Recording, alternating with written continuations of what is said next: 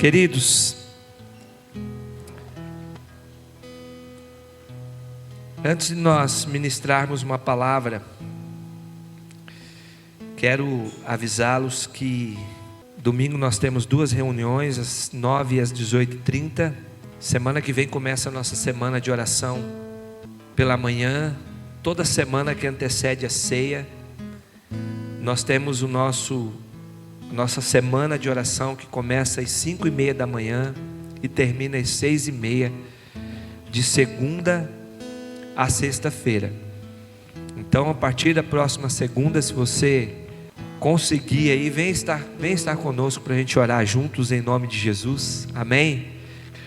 Nós temos muitos motivos de oração, e acredite, nós temos orado pouco. Não sei se você vai concordar comigo, mas nós temos orado pouco. Nós estamos numa batalha, numa guerra espiritual, muitas coisas acontecendo em nosso meio. Irmãos, antes de ontem para hoje, nós atendemos 3 ou 4 casais que estavam à beira de divórcio. Um deles está caminhando para isso. A igreja está passando por uma luta, por uma batalha. Mas sabe o que a gente percebe? Que as pessoas não estão orando, que as pessoas não estão lutando, não estão batalhando pelas suas próprias vidas. As pessoas estão muito acomodadas, relaxadas na guerra espiritual, e nós estamos vivendo uma guerra espiritual, uma guerra. Por contrapartida, tem aqueles que estão também lutando, batalhando. Hoje nós estamos também com 5 casais que estão lá em Chapada nesse momento, passando pelo SOS Casamento. Casais que estão indo para serem ministrados profundamente, de hoje até domingo. Alguns voltarão só segunda-feira, pagando um preço de tempo e de dinheiro, porque não é barato, para salvar o seu relacionamento conjugal. Quantas pessoas passando problemas em tantas áreas e ainda não conseguem entender que nós temos que usar as nossas armas para vencer.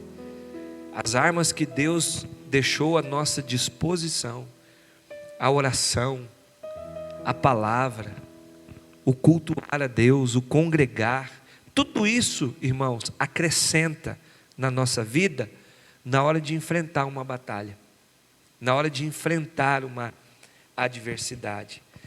Então continuem orando, irmãos, orando sem cessar, como a Bíblia diz, pela sua vida, pela vida de sua família, porque o pastor até disse assim, ontem, acho que foi ontem que ela falou assim, como que Satanás tem se levantado para destruir famílias, tem investido para destruir famílias. E aí eu disse assim para ela: amor, quer saber de uma coisa? Satanás só está fazendo o que ele sempre fez. Sabe onde é que está o problema? É que nós não estamos fazendo a nossa parte. Ele sempre investiu na destruição daquilo que Deus criou bom. Então, por que muitos estão perdendo? Porque não compreenderam a sua parte nessa batalha. E por não compreender, ou até mesmo compreendem, mas não querem lutar. E a pior coisa que tem numa guerra é um soldado que não quer lutar. É um soldado que não quer batalhar. Que ele prefere ficar ali no comodismo. Está bom do jeito que está. Nem percebe que Satanás está destruindo tudo ao seu redor e vai atingi-lo mais cedo ou mais tarde. Então nós precisamos, irmãos, orar e buscar a face do Senhor. Estamos vivendo períodos tenebrosos, uma instabilidade geral, mas o nosso Deus é maior, amém, povo de Deus? Em Deus nós temos segurança, em Deus nós temos garantias, em Deus nós temos livramento, nós temos consolo, nós temos conforto, em Deus nós temos certezas. O que não pode é ter tudo isso da parte de Deus e não se mover em direção a isso. Ficar acomodado demais. Então continuem orando em nome de Jesus. Amém? Nós vamos ministrar a palavra de Deus, algo que Deus colocou no meu coração, e eu pretendo ser muito breve, porque no final da ministração eu quero ungir você, orar por você, orar pela sua casa, pela sua família, pelos pedidos de oração. Nós temos aqui, irmãos, os pedidos de oração. Se você tem um pedido, traga, faça seu pedido e creia em nome de Jesus. Todas as quintas-feiras nós estamos orando por esses pedidos de uma maneira mais intensa, para que Deus faça o milagre acontecer em nome de Jesus. Amém. Abra sua Bíblia comigo em 1 Reis, capítulo de número 19. 1 Reis, capítulo de número 19. Muitas pessoas, irmãos, elas não estão bem espiritualmente. Muitas pessoas não estão bem emocionalmente. Muitas pessoas não estão bem nos seus sentimentos, nas suas emoções, porque estão distantes da vida com Deus. E por não estarem bem espiritualmente, as outras áreas da vida são atingidas, são tocadas pelo maligno. Olha o que diz o texto, para nós entendermos um pouco sobre o que nós vamos falar hoje. Capítulo 19 de 1 Reis. Acabe contou a Jezabel tudo o que Elias havia feito e como havia matado todos os profetas à espada. Então Jezabel mandou um mensageiro a Elias para dizer-lhe: que os deuses me castiguem se amanhã, a estas horas, eu não tiver feito com a sua vida o mesmo que você fez com a vida de cada um dos profetas de Baal. Elias ficou com medo, levantou-se para salvar a vida. Repita comigo: Elias levantou-se para salvar a vida. Se foi e chegou a Berseba, que pertence a Judá, e ali ele deixou o seu servo. Ele mesmo, porém, foi para o deserto, caminhando um dia inteiro. Por fim, sentou-se debaixo de um zimbro, sentiu vontade de morrer e orou: basta, Senhor, tira a minha vida, porque eu não sou melhor do que meus pais. Deitou-se e dormiu debaixo de um zimbro, e eis que o anjo tocou nele e lhe disse: levante-se e coma. Elias olhou e viu perto de sua cabeça um pão assado sobre pedras em brasa e um jarro de água. Comeu, bebeu e tornou a dormir. Vamos ler só até aqui. Pai, a tua palavra foi lida, a tua palavra é viva, a tua palavra é eficaz. Que o teu Espírito ministre ao nosso coração nesta noite, em nome de Jesus. É o teu Espírito que nos convence do pecado, da justiça e do juízo. Fala conosco, Pai, que a gente saia daqui melhor do que como entramos, no nome santo de Jesus. Amém. Sabe, irmãos, como eu disse, muita gente não está bem. E esse não estar bem com Deus, ele é muito fácil de se perceber, porque quando a gente não está bem com Deus, vários sinais aparecem. Vou repetir: quando você não está bem com Deus, vão aparecer sinais que vão dizer que você não está bem com Deus. Quer você queira ou quer você não, esses sinais vão aparecer.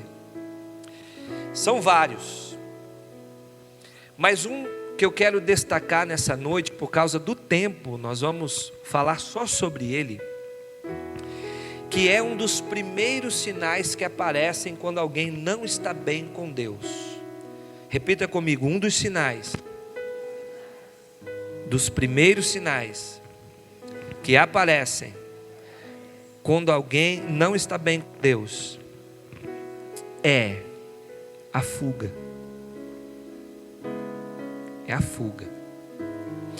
Quando nós não estamos bem, espiritualmente falando, um dos primeiros sinais, se não o primeiro que aparece, é a fuga. Por que nós fugimos? Quando não estamos bem espiritualmente, né? Por que nós fugimos? Porque fugir, irmão, é o mais fácil a se fazer,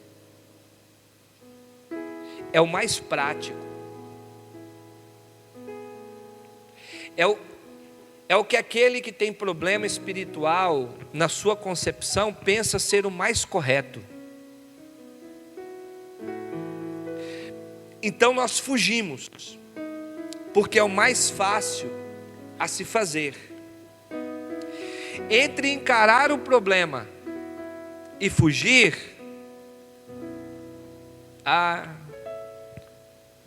talvez alguns de nós aqui já fugimos. Antes de encarar o problema, entre encarar o problema, a tempestade, a adversidade, o mais fácil é fugir. Então veja, por que nós fugimos? Porque é o mais fácil. E quando ou em que ponto o desejo de fuga aparece?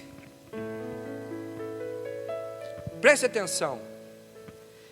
No capítulo 18 de 1 Reis, nós temos um Elias. Um Elias todo corajoso, todo cheio de Deus, todo convicto daquilo que ele quer. Um Elias cheio de autoridade, que manda reunir o povo.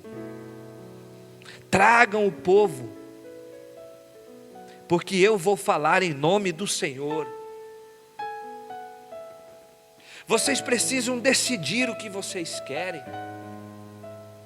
Mas eu vou mostrar para vocês agora quem é o Deus que eu sirvo. Pode chamar aí os 400 profetas de Baal, 450 profetas de Baal, mais os outros que apareceram lá. Ao todo deu mais de 800 profetas lá. Chama todo mundo. Escolhe um sacrifício aí, que eu vou escolher um sacrifício aqui. Nós vamos levantar altares, e o Deus que responder é o Deus que prevalece, é o Deus verdadeiro, é o Deus que responde. E Elias, no capítulo 18, está todo cheio de si, todo convicto de Deus. Elias era um homem que viveu o seu ministério embasado por milagres. Quantos milagres Elias fez? Dava ordem para não chover e não chovia. Olha a palavra do homem. Chegou para o rei e falou assim: sobre a minha palavra não vai mais chover. E o céu se cerra. Não cai uma gota de água por um longo período. E lá na frente ele vai falar assim: agora vai chover. Autoridade. Você pensa numa autoridade de comandar o tempo. Imagina, Carlos, uma autoridade de comandar o tempo.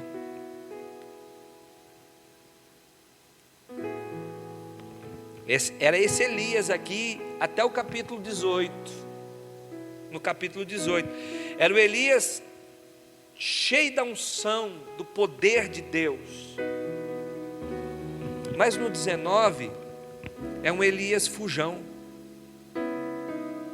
que por causa de uma palavra de uma mulher, se desespera. Jezabel manda um recado para Elias, fala: olha, amanhã nesse mesmo horário aqui eu vou estar com a sua cabeça, rapaz, fora do corpo. No capítulo 19 é esse Elias que foge para salvar a sua vida a princípio e depois pede para morrer. Interessante isso, né? Então veja, teve um determinado momento que ele era o cara forte na presença de Deus, com autoridade, mas tem um momento que o desejo de fugir chegou, o desejo de ir embora chegou, o desejo de não encarar uma realidade chegou. Então quando ou em que ponto o desejo de fuga aparece? Primeiro, anota aí. Quando que esse desejo de fugir aparece? Quando não temos as coisas resolvidas com Deus. Quando nós não temos um relacionamento bem resolvido com Deus, sempre o desejo de fugir estará em nós. Adão estava muito bem com Deus, até pecar. Quando ele cria algo, ele começa a fugir de Deus. Quando o pecado entra em Adão, em Eva, eles vão fugir de Deus. Sabe, irmãos, quando não temos as coisas resolvidas com Deus, nós temos a tendência de fugir de Deus e das coisas que são de Deus.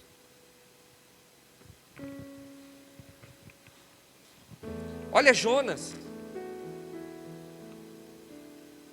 Sabe, quando não queremos encarar a Deus e a sua correção, por exemplo. Jonas, irmãos, ele recebe uma ordem de Deus, mas ele prefere fugir de Deus. Por quê? Porque ele tem algumas coisas que não estão resolvidas entre ele e Deus.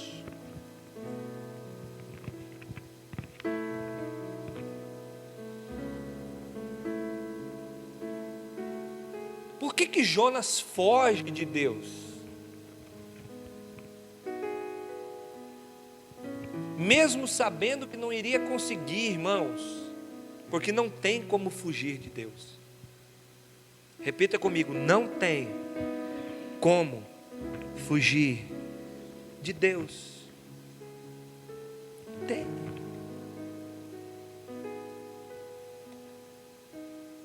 A gente tenta. Por causa do pecado, Adão tentou. Olha, eu estava nu, não queria que o Senhor me visse, então nós fugimos da tua presença. Nós nos escondemos do Senhor, como se isso fosse possível, se esconder de Deus. Então, quando nós não resolvemos, por exemplo, as questões dos pecados que nós carregamos e não confessamos, nós sempre vamos estar fugindo de Deus, tentando se esconder dele. Sempre. Então o que nós temos que fazer? confessá-los, resolvê-los. Porque não tem como fugir. Uma hora nós vamos ter que sentar e resolver.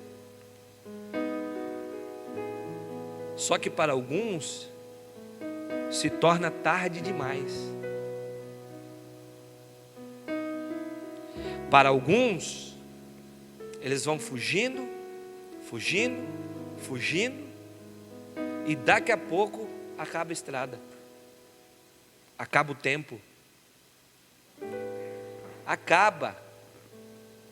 Então veja, quando não temos as coisas resolvidas com Deus, quando não queremos encarar a Deus e a sua correção, mesmo sabendo que estamos errados, como Adão, Gênesis 3:8, não queria encarar Deus não, ele queria se esconder.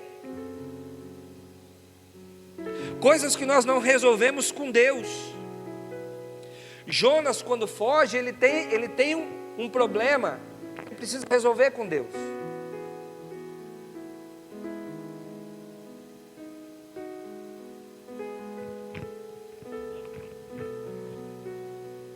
Abra sua Bíblia em Jonas capítulo 4, versículo 1. Coloque aqui para nós, João, para ficar mais rápido o negócio aqui. Jonas capítulo 4, versículo 1. Olha lá. Jonas, porém, ficou profundamente descontente com isso e enfureceu-se. Presta atenção. Esse era o problema de Jonas. Ele estava descontente. Descontente com quem? Com Deus.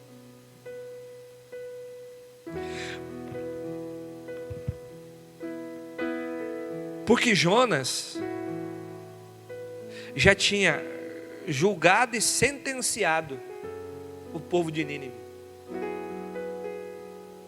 Para Jonas, aquele povo não merecia misericórdia. Para Jonas, aquele povo deveria de ser castigado. Como muitos de nós pensamos a respeito de muitos que cometem erros que nós achamos que são mais graves do que os nossos. Mas a gente se esquece que Deus é misericordioso. Amém, povo de Deus? A gente muitas vezes se esquece que Deus, o nosso Deus, nos dá nova chance. Olha quanta chance Deus já nos deu. Deus já te deu chance ou não te deu chance nessa vida? Então quem somos nós para dizer que o outro não tem uma também?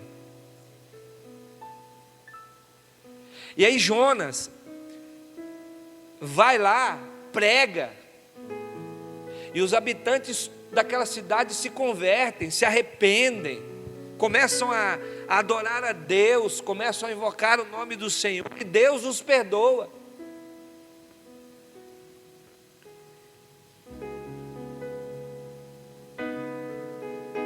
E os livra da ira de Deus.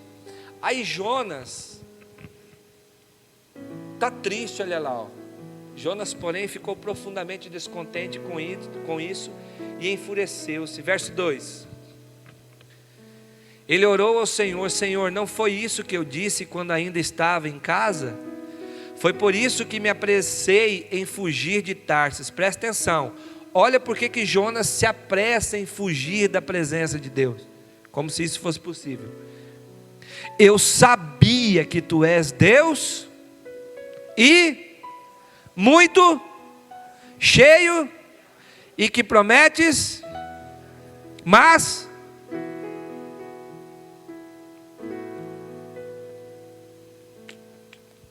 o texto aqui está expressando um sentimento de Jonas.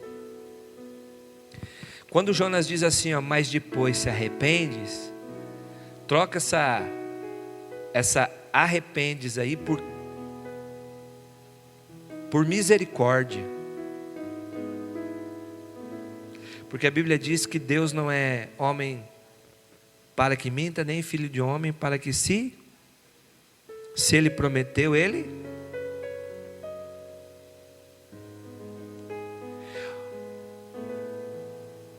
o Senhor é cheio de amor e que promete castigar, mas depois dá uma chance para o povo. Porque Jonas não entendia a graça de Deus, a misericórdia de Deus. Então Jonas tem que conversar com Deus mesmo, ele tem que falar com Deus. Veja, é uma oração. Aqui Jonas decide expressar o que está dentro da sua alma. Senhor, sabe por que eu não quis pregar lá? Porque eu sei, se eu pregasse, o Senhor ia derramar graça sobre eles. O Senhor disse que se eles não se arrependessem, o Senhor ia matar todo mundo, ia acabar com tudo. Mas eu sei que se eles se arrependem, o Senhor age com misericórdia. Vocês percebem, irmãos, que tem coisas que nós precisamos lidar e parar de fugir, tem que sentar e tratar.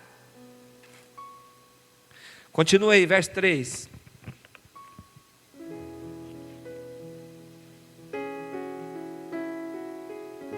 Agora, Senhor, tira a minha vida, eu imploro, porque para mim é melhor morrer do que viver. Jonas precisava de cura.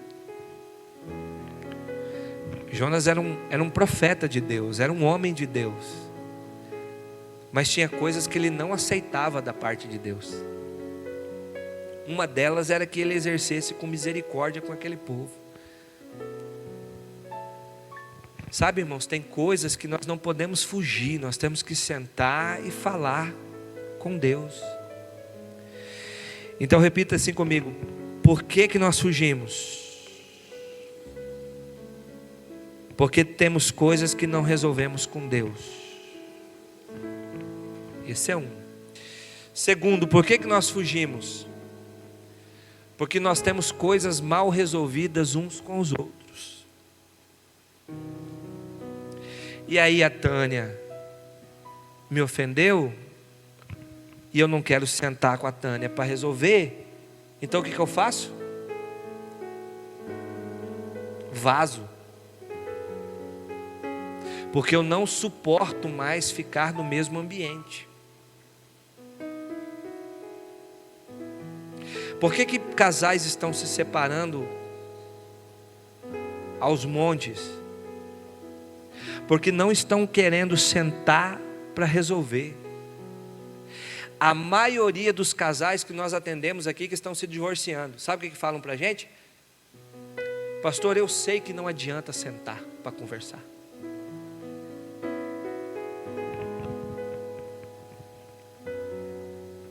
Cara, tem isso daqui, ó, tem o encontro de casais, tem o SOS, tem o oração, tem, a gente reúne a igreja, nós vamos orar por você. Não, pastor, não quero sentar para resolver. Por quê? Porque sentar para resolver tem confronto. Sentar para resolver vai ter que ter aquela dose gostosa de perdão, de pedir ou liberar. Por que as pessoas fogem das coisas de Deus? Por que as pessoas fogem da igreja? Por que tem... Irmãos, às vezes, esses dias perguntaram assim para mim: pastor, eu percebi que alguns irmãos saíram da igreja. Quando eu sento para conversar e explicar por que estão saindo, as pessoas falam: pastor, não acredito. Tem gente saindo da igreja porque não quer resolver uma parada que teve com outro irmão. Então o segundo motivo aqui das fugas é quando nós temos coisas a resolver com os outros. É quando a gente pisa na bola uns com os outros. É quando nós nos ofendemos uns aos outros. Porque nós somos práticos muitas vezes, rápidos. Sabe aqueles filmes de faroeste que ficava um cara de lá num duelo? Lembra do duelo? Quem sacava mais rápido? Às vezes nós somos rápidos para ofender, rápidos para dizer mal de alguém, rápidos para machucar, ferir alguém, mas uma lentidão para para perdoar, para sentar, para resolver, e aí vai criando aquela raiz de amargura, a gente não conserta as coisas, sabe? Um negócio mal resolvido, um acordo que não foi cumprido, uma palavra dita na hora errada, a palavra estava até certa, mas na hora errada, não funcionou, e aí a gente não senta e não resolve, e por não resolver, a gente vai criando aquela casca, vai criando aquela mágoa, vai criando aquele ranço. E aí a Bíblia começa a nos confrontar, porque a Bíblia vai dizer que se eu estou brigado com meu irmão e não resolvo as coisas com ele, nem meu dízimo eu posso devolver, porque Deus não vai aceitar. Aí a gente começa a perceber que a gente começa a deixar de cumprir a palavra de Deus, porque se eu estou brigado com João Lucas, como é que eu vou orar pelo João Lucas? Mas a Bíblia diz que nós temos que orar uns pelos, confessar os nossos pecados uns aos, mas como eu faço isso se eu estou brigado com o Mauro? Não tenho coragem de sentar com o Mauro, porque eu não tenho coragem de sentar com o Mauro, muito menos confessar minhas coisas para ele, e ele comigo. Eu não suporto, então o que eu prefiro fazer?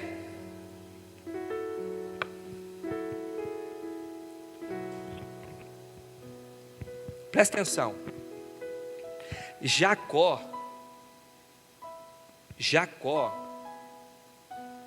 comprou a primogenitura de Esaú, sim ou não? Deu um BO. Quando Esaú foi receber a bênção do pai, o pai disse para Esaú: mas eu já te abençoei. Esaú falou: não, o senhor não me abençoou, eu nem vim aqui conversar com o senhor ainda. Aí que descobriram que Jacó tinha ido no lugar dele. Esaú fica desesperado a ponto dele dizer assim: pai, não sobrou nenhuma bênção para mim? Ele: sobrou, filho. Você vai ser abençoado, você vai ser próspero também. Só que você sempre vai ser servo do seu irmão. Ele sempre vai ter autoridade sobre você. Aí diz a Bíblia que Esaú enche o seu coração de ira e faz uma promessa: assim que meu pai morrer, eu vou matar Jacó. Os servos ouvem a conversa de Esaú e correm contar para a mãe de Jacó. Jacó era filhinho da e Esaú filhinho do. Mamãe chega em Jacó: Jacózinho, vem aqui, Jacózinho, corre aqui, filhão. Vou te dar um conselho, escuta a minha palavra, escuta a minha voz. Foge, vai para a casa do seu tio. Meu irmão Labão, vai para lá, porque seu irmão quer matar você. Corre, foge, porque a ideia sempre é essa, quando a gente não quer sentar para resolver, é fugir. Foge. Irmãos, essa história está narrada em Gênesis capítulo 27, depois você pode ler. Só que no capítulo 33, Deus manda Jacó voltar para a terra dos seus pais. E quem que está lá? Quem que está lá? Repita assim comigo, ó. Mais hora, menos hora, Deus vai me fazer sentar para resolver.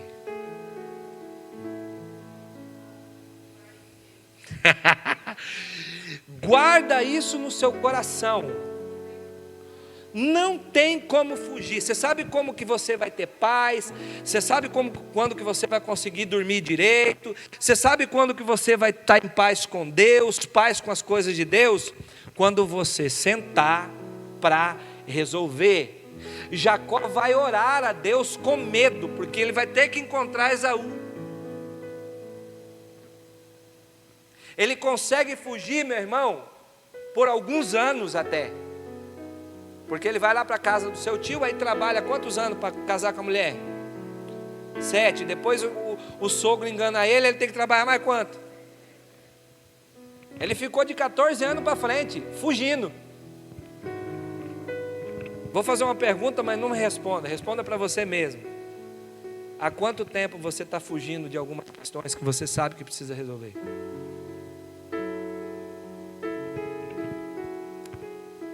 Jacó vai ter que voltar. Por quê? Porque Deus precisa continuar abençoando Jacó. Deus precisa continuar abençoando Esaú. E um com raiva do outro, meu irmão, não dá certo.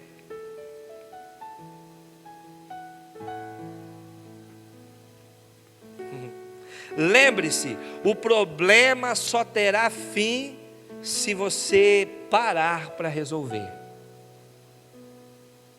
Só terá fim se você parar para resolver. Uma hora você vai ter que encarar e resolver.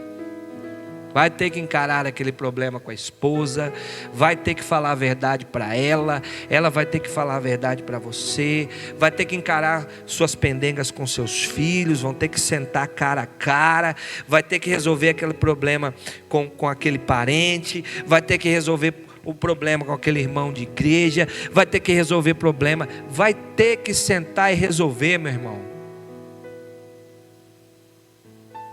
Porque esse é o tipo de maldição que só se resolve assim, só termina assim. Enquanto você acha que fugir vai resolver, a maldição vai correndo atrás de você. Está lá. Você para aqui, ela te alcança. Aí você corre mais um pouco, para aqui, ela te pega de novo. E aí você não tem paz. Você não tem vida. Não tem vida. Então diga assim comigo. Primeiro, preciso resolver as coisas com Deus. Segundo, preciso resolver as coisas com os outros. E por último, e o mais, para mim, um dos mais difíceis, irmãos, é você parar para resolver as coisas consigo mesmo.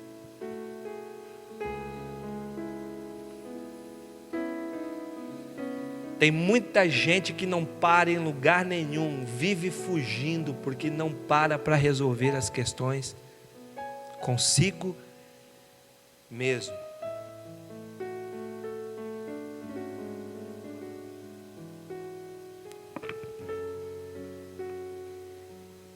Primeiro Reis, capítulo 19. Meu amigão, isso aqui está no fim também.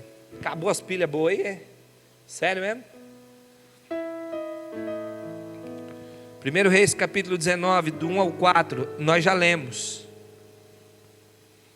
Sabe, é a história de Elias. É quando ele começa a expor o que está dentro dele, que não tem nada a ver com as coisas de Deus, não tem nada a ver com o próximo, tem a ver com ele.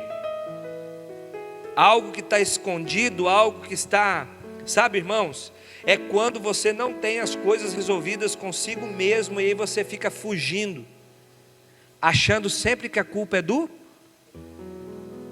outro. Adão, por que você pecou? Não, foi a mulher que o Senhor me deu.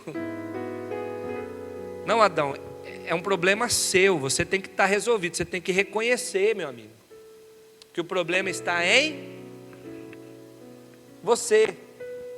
Sabe, irmãos, é quando não sabemos lidar com aquilo que nos amedronta. O problema está em mim, são meus medos, são meus receios, e eu não estou sabendo lidar com isso. Então eu prefiro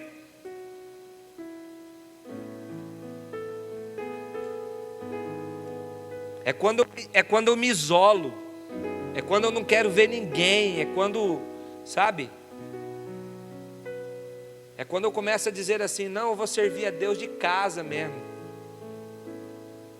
Por quê? Porque não está sabendo lidar consigo mesmo, não está sabendo lidar com as suas emoções. Olha, não sabemos lidar com nossas imperfeições. Quando a gente não sabe lidar com as nossas imperfeições, a tendência é fugir. Quando a gente não sabe lidar com a nossa incapacidade, a gente tende a fugir.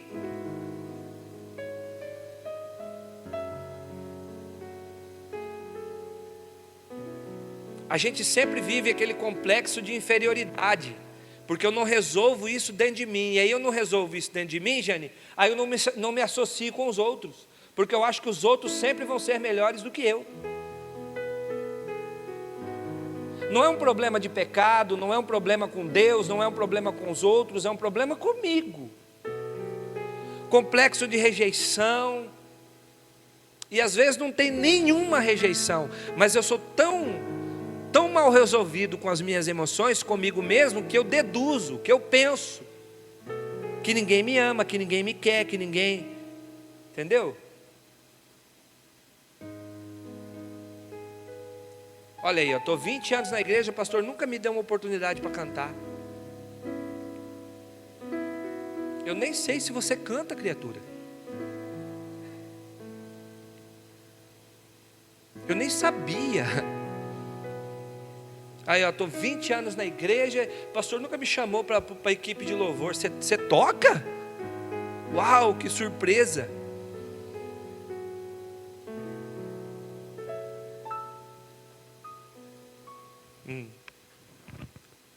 Veja, quando não sabemos lidar com as frustrações, nós fugimos.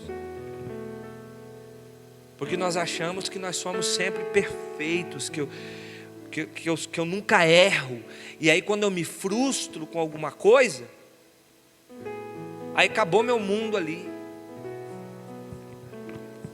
É o isolamento. Certo? Obrigado. É o isolamento. Então veja, quando não sabemos lidar com a expectativa que não foram correspondidas. Uma das coisas que faz Elias fugir, talvez seja justamente essa. Ele gerou uma expectativa. Cara, vou orar, Deus vai fazer fogo cair do céu, o fogo vai lamber tudo aqui, vai acabar com tudo, todo mundo vai ver que Deus é Deus e vai se converter. Ele gerou uma, mas no outro dia, Acabe não se converte, Jezabel não se converte, Jezabel ainda manda matar os profetas de Deus, deixou ela mais furiosa porque ela foi enfrentar Deus diretamente agora, mandou matar os profetas do Senhor e pediu a cabeça de Elias. Eu imagino Elias falar, cara, que frustração, bicho, porque eu gerei uma, e aí a gente se frustra porque gera expectativa, e a gente gera uma expectativa sempre. Eu sempre acho que aquele melhor amigo não vai me decepcionar. Eu sempre acho que irmãos, eu tive que aprender a lidar com isso. Porque quando eu comecei no ministério, eu achei que a ovelha sempre ia ser ovelha. E aí eu descobri que tem ovelha que não é ovelha, que é lobo disfarçado de ovelha. Bodes. E dá coice doído, irmão. Dá coice doído. E eu vou falar para vocês, alguns coices eu me frustrei, a ponto de querer desistir do ministério. Por quê? Porque eu não estava sabendo lidar com a frustrar. Mas graças a Deus que eu aprendi na Bíblia, que até a frustração de um pai e de uma mãe se me abandonar, Deus não vai me abandonar. Que até a frustração de perder um emprego, de perder uma renda, de perder um parente, de perder, sabe, irmãos? Eu estou com 45 anos, já perdi um irmão, a mãe e o pai.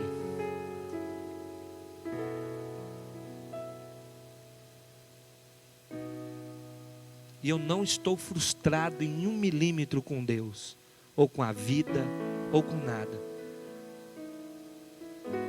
Sabe, irmãos, são pessoas que não conseguem lidar com suas frustrações. E aí o que faz? Foge. Porque na cabeça de quem se frustra e foge, acha que ninguém pode ajudá-la, que Deus não pode ajudá-la. Isso é terrível. Quando não sabemos lidar com as expectativas que não foram correspondidas. Essa passagem conta essa história de Elias, tremenda aí. E mostra que no 18 ele é um cara top, mas no 19 ele está pedindo a morte. Por quê? E aqui fica uma lição grande para nós, irmãos. Veja bem, Veja bem, fica uma lição grande para nós. Elias na caverna, porque quando ele vai para a caverna, ele está no ápice da sua fuga. Ele quer se esconder de todo mundo, ele quer se esconder dele mesmo, ele quer se esconder de Deus. Então ele está fugindo. Então Elias na caverna é uma prova de que milagres não mantêm ninguém de pé. Vou repetir, uma vida de milagre não mantém ninguém em pé. O que mantém alguém em pé é viver por fé e não por vista. O que mantém alguém em pé, firme na presença de Deus, sem querer fugir, é uma vida de fé e não por vista. É uma vida de pessoas que querem serem bem resolvidas com as suas emoções, com seus sentimentos, e procuram essa ajuda em Deus. Em Deus. Em Deus. Elias na caverna é a prova disso. Um cara que viveu milagres, mandou parar de chover, parou, mandou fogo descer do céu, desceu, multiplicou azeite dali, farinha daqui. Um cara com um ministério cheio de milagres. Mas uma vida cheia de milagres não significa que você vai estar em pé diante de Deus, não.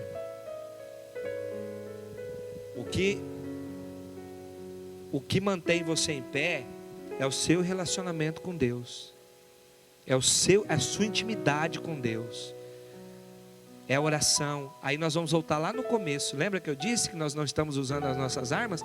É a nossa oração, é a nossa leitura diária de palavra, de intimidade com Deus. Gente, como que isso é gostoso, como que isso é gostoso.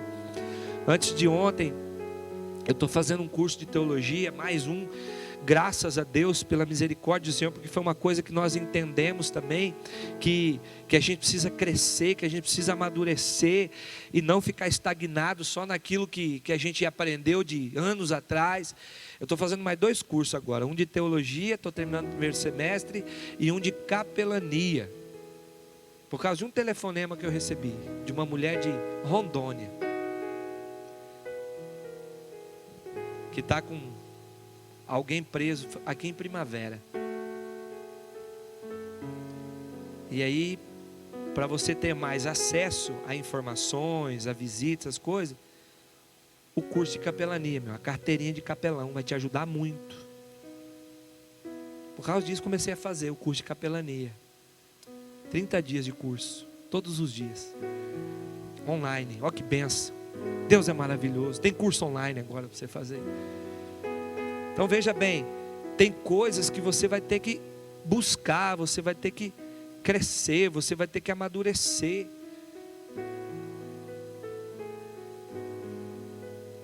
Você vai ter que buscar no Senhor esse crescimento. Elias está lá, cheio de incertezas agora, porque tem que resolver as coisas com ele mesmo. Aí lá no versículo de número 4, acho que é 4, né?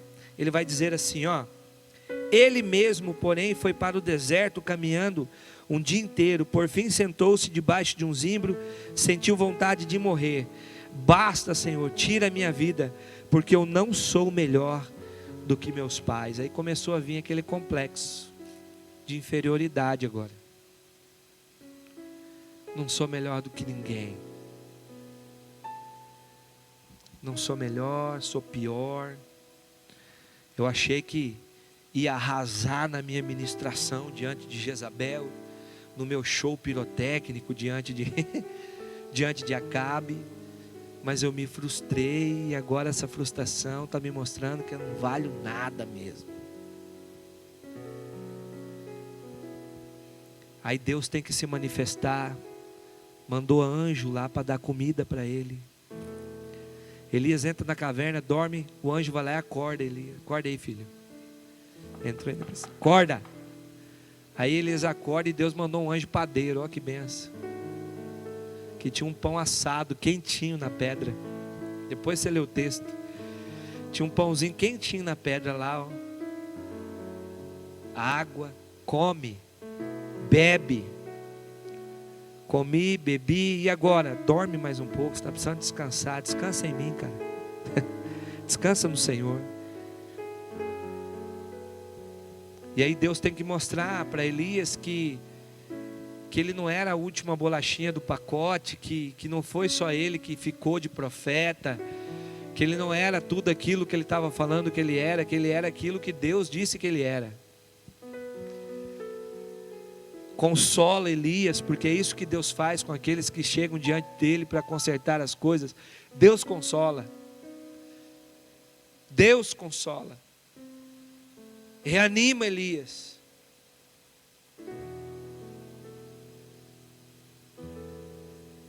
E dá a ele, no final da carreira dele nessa terra, talvez a maior experiência da vida dele. Eu vou te arrebatar, meu amigo. Prepara aí que eu vou mandar um redemoinho aí, você vai subir. Olha que benção. Prepara Eliseu aí que eu vou trazer você aqui para o céu, meu amigo. Eu ainda não acabei meu propósito com você aqui. Vamos encerrar lendo a palavra, irmãos, e depois vamos orar. Salmo 139. Diga assim comigo: está na hora de parar de fugir. Amém.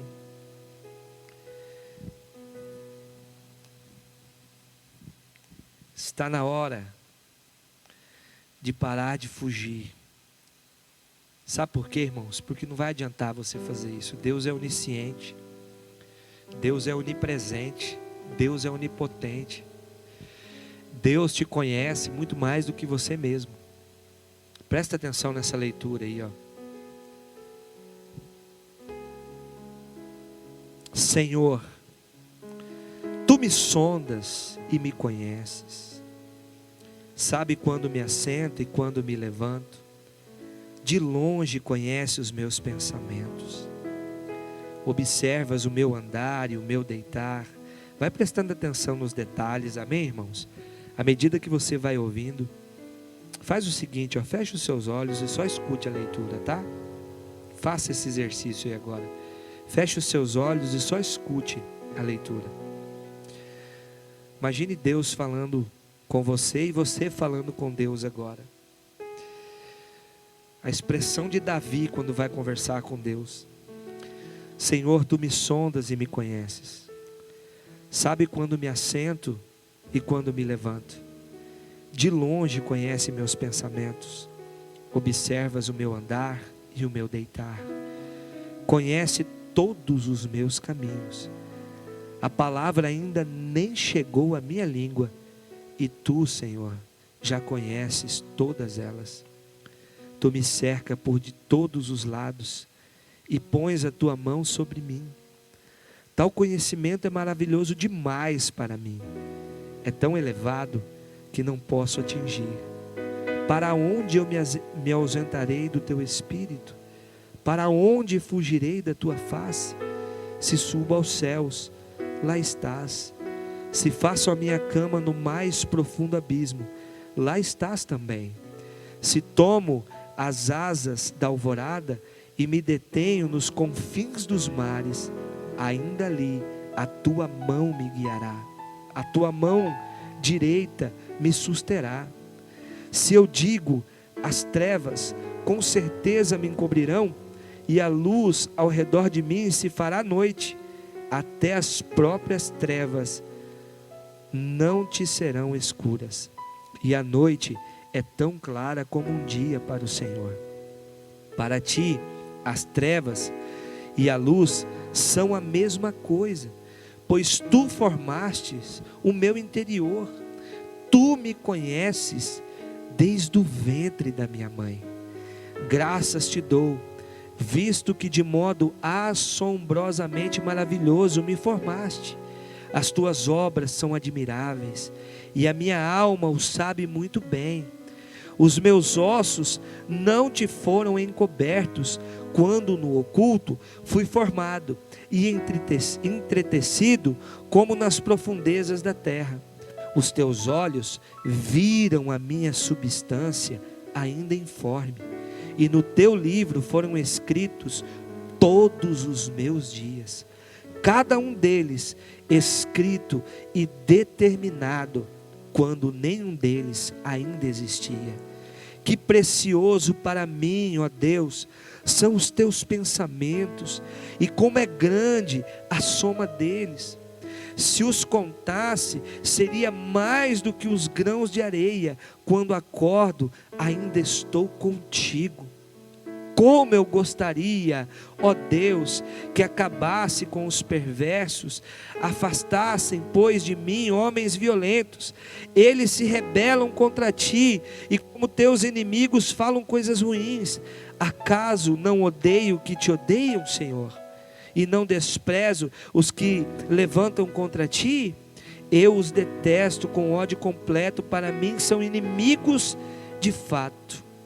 Sonda-me, ó Deus, conhece o meu coração, prova-me e conhece os meus pensamentos, e vê se há em mim algum caminho mau, e guia-me pelo caminho eterno.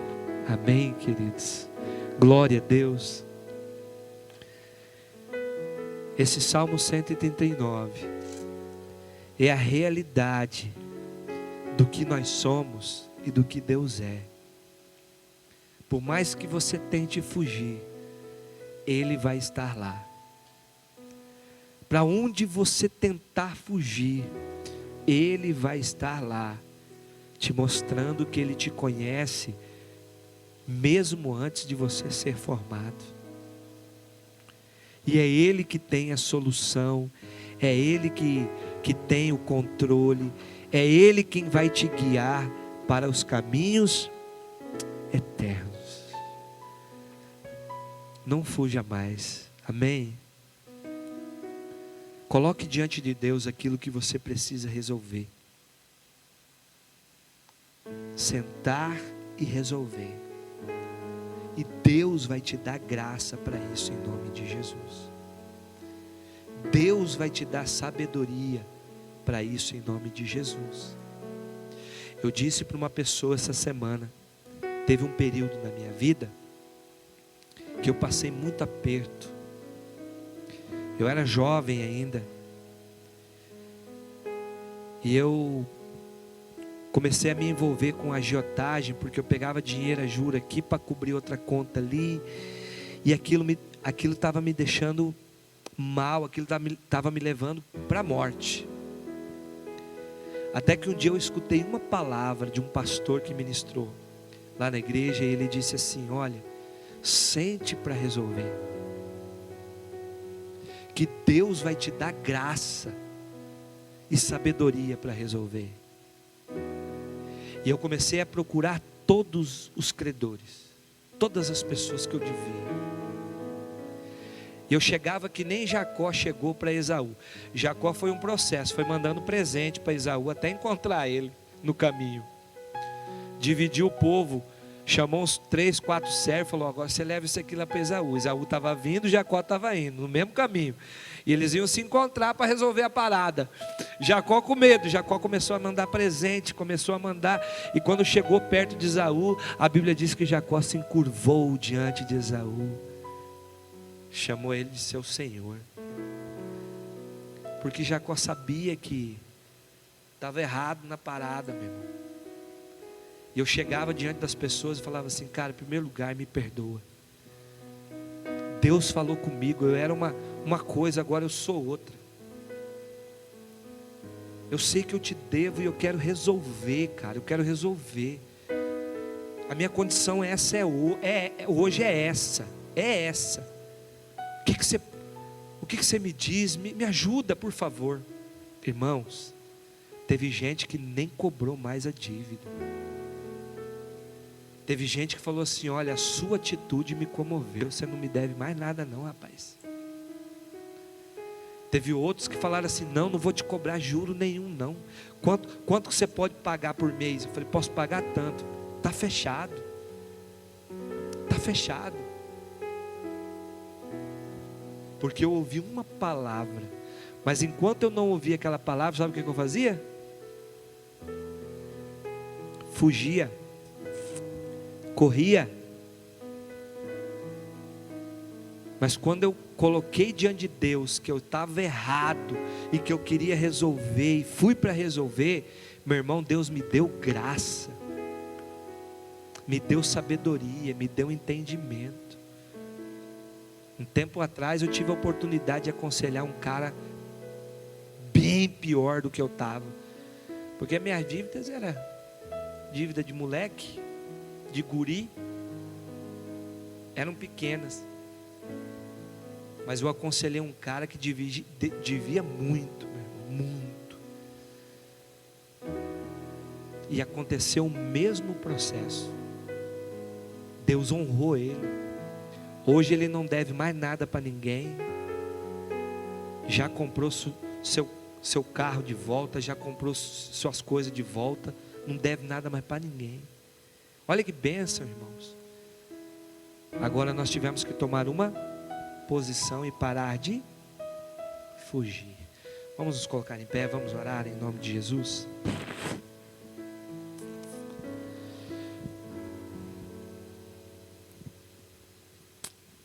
Eu quero ungir você com óleo. Mesmo processo de quinta-feira passada. Passa por aqui, você recebe a unção. Se você trouxe a sua oferta, se você trouxe o seu dízimo, já deixa no altar antes de ir para casa, em nome de Jesus, amém? Vamos cantar, povo de Deus, enquanto nós ungimos nosso povo aqui, abençoado. Tem gente correndo de ministério, né, Jane? Fugindo. Pode não. Foge não, irmão, foge não. Enquanto o ministério adora, vamos orar, amém?